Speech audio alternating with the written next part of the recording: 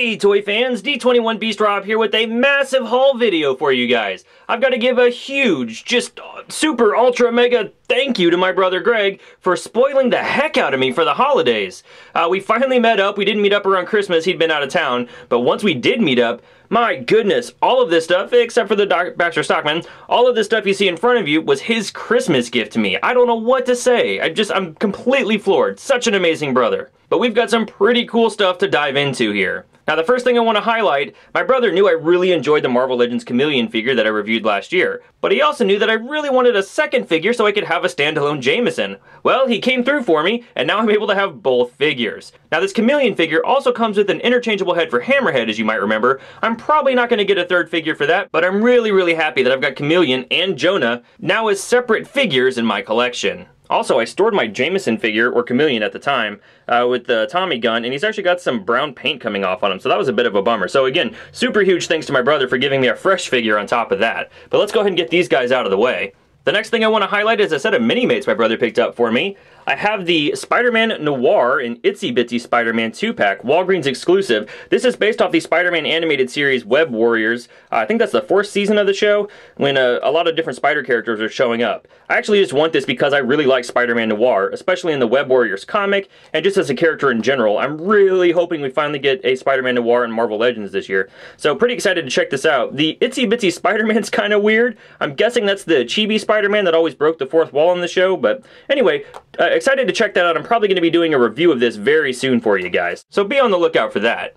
On the other side, we've got a gift I gave to myself, the Mega Bloks Baxter Stockman figure. My brother didn't help me out with this one, aside from riding to the store with me. But this is a Mega Bloks figure I'm pretty excited for. You guys may remember I collected as many of the classic Turtles Mega Bloks figures as I could last year, and Baxter Stockman's a standalone figure that I think will fit really nicely into my current collection. Now by now I'm sure you guys have noticed these X-Men Funko mystery minifigures. I'm going to set these to the side for just a moment. I want to open those later with all of my other mystery minis that I've got so far, so we can see how my collection has grown. Now what you don't see that my brother also gave me is a set of TMNT Mousers, a great army building set. Really happy I've got this as part of my collection. I actually didn't have any Mousers in the 5-inch scale before now.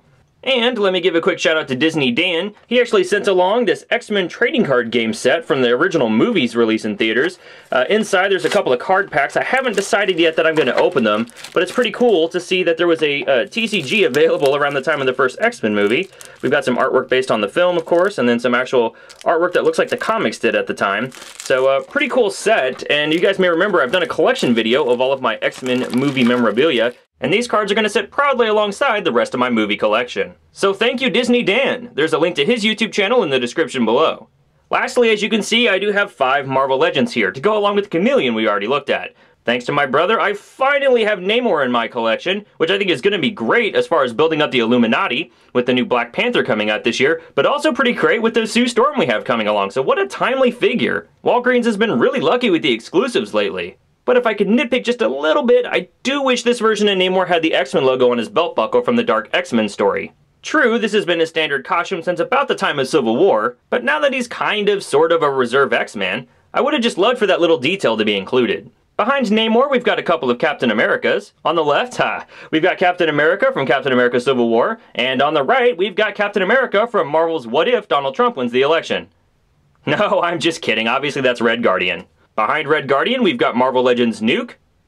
And behind Civil War Cap, we've got the Civil War Mark 46 Iron Man. But the whole reason my brother gave me these 4 figures to begin with was that he wanted to help me complete the Giant Man Build-A-Figure, which was an incredibly nice gesture on his part. And I'm really excited to put it together, except I kind of lost the leg that came with Black Panther.